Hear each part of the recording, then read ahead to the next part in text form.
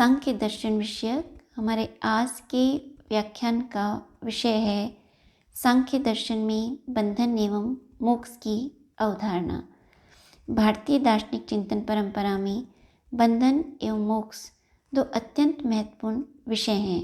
विभिन्न भारतीय दार्शनिकों ने अपने दार्शनिक दृष्टिकोण एवं चिंतन के अनुरूप बंधन एवं मोक्ष के स्वरूप की विवेचना कर इनको व्याख्यायित किया है। सांख्य दर्शन भारतीय दार्शनिक विचारधारा में सर्वाधिक प्राचीन द्वैतवादी दार्शनिक विचारधारा है। सांख्य दर्शन तत्वमीमांसी दृष्टि से दो सत्ताओं में विश्वास करता है, पुरुष और प्रकृति। सांख्य दर्शन में पुरुष शब्द जो है शुद्ध चैतन्य स्वरूप आत्म तत्व के लिए प्रयुक्त हुआ है, जबकि प्रकृति जो है वह अचेतन है। सांख्य दर्शन के मतानुसार पुरुष जो है वह शुद्ध चैतन्य स्वरूप शुद्ध, बुद्ध और मुक्त है। सांख्य दर्शन में पुरुष को शुद्ध कहा गया है क्योंकि आत्मा जो है समस्त विकारों से रहित निर्विकार स्वरूप है। हमारी आत्मा में किसी प्रकार का कोई विकार नहीं है। आत्मा को बुद्ध कहा गया है क्योंकि समस्त ज्ञान जो है वह आत्मा में अंतर्निहित है। आत्मा या पुरुष को मुक्त कहा गया है क्योंकि स्वरूप है पुरुष जो है वह मुक्त स्वरूप है। सांख्य दर्शन के मतानुसार बंधन और मोक्ष जो हैं वे प्रकृति के गुणधर्म हैं। प्रकृति ही है जो सूक्ष्म शरीर के रूप में विभिन्न पुरुषों का आश्रय लेकर बंधनग्रस्त होती है और संसरण करती है। सांख्य दर्शन के मतानुसार जो पुरुष जो है उसका सूक्ष्म शरीर के साथ संयोग जो है वही बंधन है। जैसा कि अभी स्पष्ट किया गया कि सांख्य दर्शन पुरुष को स्वरूपतः शुद्ध चैतन्य स्वरूप स्वीकार करते हुए इसे शुद्ध, बुद्ध और मुक्त स्वीकार करता है, किंतु अज्ञान के वशीभूत होकर पुरुष जो है अपने शुद्ध चैतन्य स्वरूप को विस्मृत कर प्रकृति के विभिन्न विकार, महत, अहंकार, मन, पंच ज्ञानेंद्रियाँ, पंच कर्मेंद्रियाँ, शरीर आदि के साथ संबंध स्थापित कर अपने वास्तविक स्वरूप को भूल जाता है और प्रकृति के इन विभिन्न विकारों को अपना स्वरूप मानने लगता है। परिणाम स्वरूप जो प्रकृति के ये जो विभिन्न विकार हैं, इनके जो सुख दुख हैं, उन सुख दुख की अनुभूति करते हुए निष्क्रिय पुरुष स्वयं को कर्ता मानने लगता है। सांख्य दर्शन के मतानुसार जब शुद्ध चैतन्य स्वरूप पुरुष का प्रतिबिंब बुद्धि में प्रतिबिंबित होता है तो जो अचेतन बुद्धि है वह चेतनवत प्रतीत होने लगती है और जो निष्क्रिय पुरुष है वह सक्रिय प्रतीत होने लगता है। इस प्रकार जो पुरुष स्वरूपतः निष्क्रिय है वह प्रकृति के विभिन्न विकारों के द्वारा अपने वास्तविक स्वरूप को भूलकर स्वयं को निष्क्रिय होते हुए भी कर्ता मानने लगता है। परिणाम स्वरूप प्रकृति के विभिन्न विकारों को भोग करते हुए विभिन्न योनियों में विचरण करते हुए सुख दुख की अनुभूति करता है और बार बार जन्म और मृत्यु को प्राप्त करता है। इस प्रकार सांख्य दर्शन के मतानुसार पुरुष जब अपने वास्तविक स्वरूप को भूलकर प्रकृति के विकारों के कारण विभिन्न योनियों में विचरण करते हुए जन्म मरण के द्वारा दुखों की अनुभूति करता है तो यही पुरुष का बंधन है। भारतीय दार्शनिक चिंतन परंपरा में जो दुख जो है उसका हमें विस्तृत विवेचन प्राप्त होता है। विभिन्न भारतीय दार्शनिकों ने दुख के स्वरूप की विवेचना करते हुए दुख के निराकरण के लिए ही मोक्ष की अवधारणा को स्पष्ट किया है। सांख्य दर्शन में भी हमें दुख का विस्तृत स्वरूप प्राप्त होता है। सांख्य दर्शन के मतानुसार बंधनग्रस्त अवस्था में पुरुष जो है विभिन्न प्रकार के दुखों की अनुभूति करता है। सांख्य दर्शन समस्त मानवीय दुखों को 3 भागों में विभाजित करता है, जिन्हें सांख्य दर्शन त्रिविध दुख की संज्ञा देता है। सांख्य दर्शन के मतानुसार ये त्रिविध दुख इस प्रकार हैं: आध्यात्मिक दुख, आधिभौतिक दुख और आधिदैविक दुख। आध्यात्मिक दुख जो हैं शरीर और मन के जो दुख हैं उन्हें संयुक्त रूप से सांख्य दर्शन में आध्यात्मिक दुखों की संज्ञा दी गई है। अर्थात शारीरिक एवं मानसिक जो दुख हैं इन्हें ही सांख्य दर्शन में संयुक्त रूप से आध्यात्मिक दुखों की संज्ञा दी गई है। मानवीय शरीर में वात, पित्त और कफ का एक निश्चित संतुलन होता है और जब ये संतुलन जो है अव्यवस्थित होता है तो मानवीय शरीर जो है व्याधि से ग्रस्त होता है और व्याधि से ग्रस्त होने पर मनुष्य को जो कष्ट की अनुभूति होती है उन्हें ही शारीरिक दुख या वेदना की संज्ञा दी गई है। इसी प्रकार काम, क्रोध, ईर्ष्या, द्वेष, घृणा, राग, द्वेष आदि जो मानसिक विकार हैं, इनके कारण जो मानसिक असंतुलन उत्पन्न होता है, उसे ही सांख्य दर्शन में मानसिक दुखों की संज्ञा दी गई है। शारीरिक और मानसिक ये दोनों दुख संयुक्त रूप से सांख्य दर्शन में आध्यात्मिक दुख कहलाते हैं।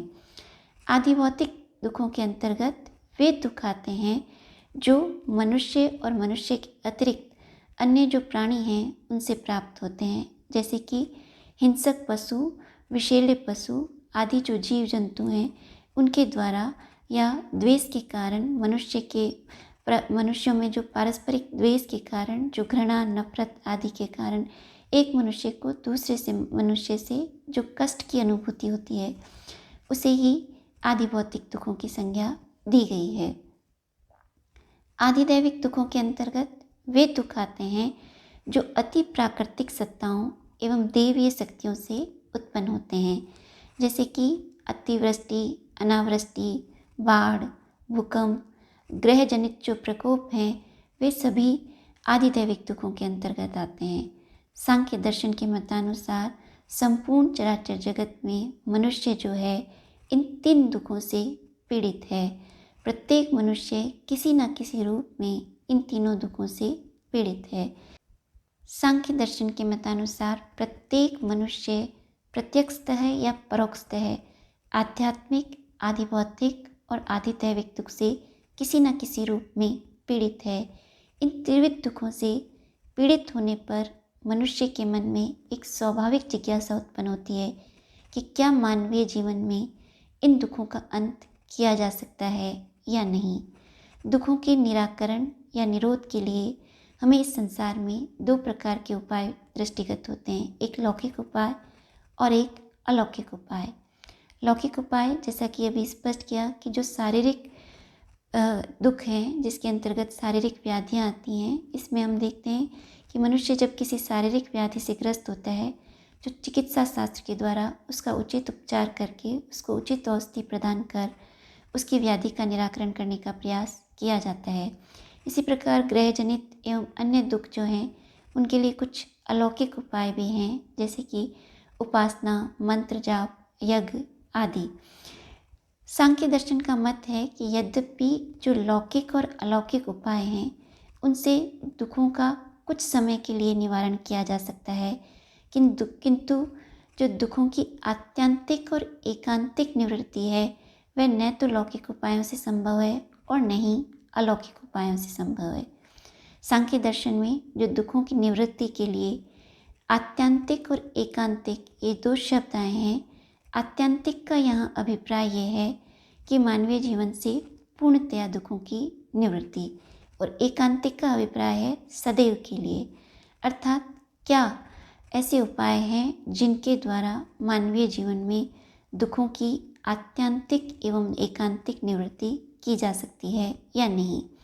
सांख्य दर्शन में मानवीय जीवन की इसी जिज्ञासा को अभिव्यक्त करते हुए सांख्य कारिकाकार ईश्वर कृष्ण जो है स्पष्ट करते हैं कि दुख त्रयाभि घातात् जिज्ञासा तद अपघात के हेतु दृष्टि सा अपार्था चेत न एकांतात् अत्यंतो अभावात्। अर्थात मनुष्य इन त्रिविध दुखों से पीड़ित होने पर इन दुखों के निवारण की जिज्ञासा उत्पन्न होती है।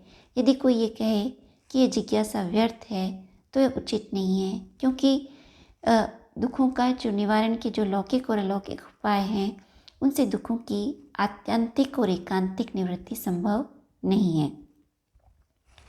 इस प्रकार सांख्य दर्शन में सांख्य कारिकाकार ईश्वर कृष्ण ने स्पष्ट किया है कि मानवीय जीवन में जो आध्यात्मिक, आदि भौतिक और आदि दैविक दुख हैं, इनका निराकरण न तो लौकिक उपायों से किया जा सकता है और न ही अलौकिक उपायों से। मनुष्य बंधनग्रस्त अवस्था में इन दुखों की अनुभूति करता है। सांख्य कारिकाकार ईश्वर कृष्ण का मत है कि मानवीय जीवन में ये जो त्रिविध आध्यात्मिक, आदि भौतिक और आदि दैविक दुख विद्यमान हैं, इन दुखों का निराकरण न तो लौकिक उपायों से हो सकता है और न ही अलौकिक उपायों से। सांख्य कारिकाकार के मतानुसार लौकिक उपायों की भांति अलौकिक उपाय भी मानवीय जीवन में दुखों की आत्यांतिक और एकांतिक निवृत्ति करने में असमर्थ हैं, क्योंकि जो लौकिक उपाय हैं उनकी भांति अलौकिक उपाय भी नश्वर हैं, विशुद्ध नहीं हैं, वे अशुद्धि से ग्रस्त हैं और अतिशय से युक्त हैं। इस प्रकार सांख्य दर्शन के मतानुसार मानवीय जीवन में जो ये दुख हैं, इनकी न तो लौकिक उपायों से निवृत्ति हो सकती है और न ही अलौकिक उपायों से। इसी तथ्य को रेखांकित करते हुए सांख्य कारिकाकार ईश्वर कृष्ण ने सांख्य कारिका की द्वितीय कारिका में स्पष्ट किया है, दृष्टवत अनुस्राविक से ही विशुद्धि क्षय अतिशय युक्तः तद विपरीतान श्रेयान व्यक्त अव्यक्त ज्ञ विज्ञानात्। अर्थात दृष्टवत अनुस्राविक, यहाँ जो दृष्टवत शब्द जो है वह लौकिक उपायों के लिए और अनुस्राविक शब्द जो है अलौकिक उपायों के लिए प्रयुक्त हुआ है। सांख्य कारिकाकार के मतानुसार लौकिक उपायों की भांति अलौकिक उपाय भी जो हैं अशुद्धि क्षय और अतिशय से युक्त हैं। अर्थात जिस प्रकार लौकिक उपाय जो हैं अशुद्धि यानी अशुद्ध हैं, उन्हें विशुद्ध नहीं कहा जा सकता, उसी प्रकार अलौकिक उपाय भी जो हैं पूर्ण रूपेण शुद्ध नहीं है, क्योंकि यदि किसी भी प्रकार का कोई यज्ञ किया जाता है तो उसमें किसी न किसी प्रकार की कोई हिंसा होती है। अतिशय अर्थात इनमें भी उच्चता और निम्नता का भेद है। जो व्यक्ति जितना संपन्न है वह उतना ही श्रेष्ठ यज्ञ का आयोजन कर सकता है, जबकि जो व्यक्ति सामान्य है उसके पास उतने संसाधन नहीं होने के कारण वह उतने उच्च श्रेणी के यज्ञ का आयोजन नहीं कर सकता। अतः इनमें भी उच्चता और निम्नता का भेद दृष्टिगत होता है। और सांख्य कारिकाकार कहते हैं कि जो इन यज्ञों के द्वारा जो पुण्य अर्जित किया जाता है वह भी नश्वर है। एक समय के पश्चात मनुष्य के जब ये पुण्य समाप्त हो जाते हैं तो मनुष्य को पुनः जो है इसी मृत्यु लोक में आना होता है। इस प्रकार सांख्य दर्शन के मतानुसार जो अलौकिक उपाय हैं वे भी अशुद्ध, अतिशय और नश्वरता से युक्त हैं। इसलिए सांख्य कारिकाकार कहते हैं कि इनके विपरीत जो है व्यक्त, अव्यक्त और पुरुष का जो तत्व ज्ञान है, अर्थात पुरुष और प्रकृति के मध्य भेद का विवेक ज्ञान होने पर ही मानवीय जीवन में दुखों की आत्यांतिक और एकांतिक निवृत्ति संभव है। और जब मानवीय जीवन में दुखों की आत्यांतिक और एकांतिक निवृत्ति होती है तभी मनुष्य बंधन से मुक्त हो सकता है। इस प्रकार सांख्य दर्शन के मतानुसार जो पुरुष जो है वह शुद्ध चैतन्य स्वरूप है, किंतु अज्ञान के वशीभूत होकर जब पुरुष अपने वास्तविक स्वरूप को विस्मृत कर प्रकृति के विभिन्न विकारों के साथ संबंध स्थापित कर उन प्रकृति के विभिन्न विकारों का अपना स्वरूप मानते हुए उनके अनुरूप आचरण करते हुए स्वयं को निष्क्रिय होते हुए भी कर्ता मानने लगता है, तो वह प्रकृति के विभिन्न विकारों के अनुरूप सुख और दुख की अनुभूति करते हुए इस संसार में विभिन्न योनियों में विचरण करते हुए जन्म और मृत्यु को प्राप्त होता है। यही पुरुष का बंधन है। और बंधनग्रस्त अवस्था में पुरुष जो है किसी न किसी रूप में आध्यात्मिक, आदि भौतिक और आदि दैविक दुखों से पीड़ित रहता है। और इन दुखों का जो है कुछ समय के लिए निराकरण लौकिक और अलौकिक उपायों के द्वारा किया जा सकता है, किंतु सांख्य दर्शन के मतानुसार यदि इन दुखों की आत्यांतिक और एकांतिक निवृत्ति करनी है, जैसा कि अभी हमने स्पष्ट किया कि यहाँ आत्यांतिक शब्द का अभिप्राय है पूर्ण रूपेण, अर्थात मानवीय जीवन से पूर्णतया दुखों का जो है आध्यात्मिक, आदि भौतिक और आदि दैविक दुख हैं, इनका पूर्णतया अंत हो जाए और एकांतिक हमेशा हमेशा के लिए। यह तभी संभव है जब मनुष्य को पुरुष और प्रकृति के मध्य जो विवेक ज्ञान है उसकी साक्षात अनुभूति है, अर्थात जब विवेक ज्ञान के द्वारा इस बात की साक्षात या तत्वतः अनुभूति हो जाती है कि पुरुष जो है वह शुद्ध चैतन्य स्वरूप है और वह प्रकृति के विकारों से पूर्णतया रहित निर्विकार स्वरूप है, तभी मानवीय जीवन में दुखों की आत्यांतिक और एकांतिक निवृत्ति संभव है।